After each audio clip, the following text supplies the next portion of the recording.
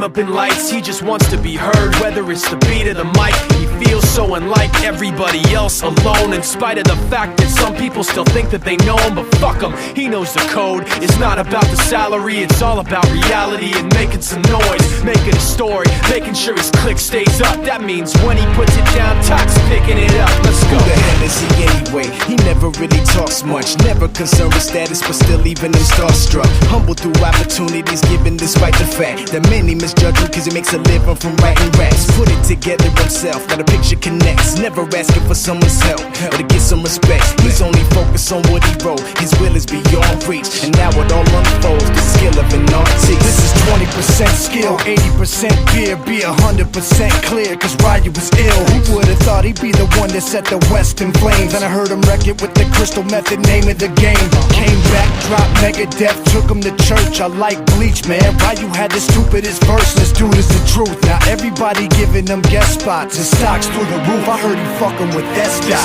This is 10% luck, 20% skill, 15% concentrated power of will, 5% pleasure, 50% pain, and 100% reason to remember the name. This is 10% luck, 20% skill, 15% concentrated power of will, 5% pleasure, 50% pain, and 100% reason to remember the name.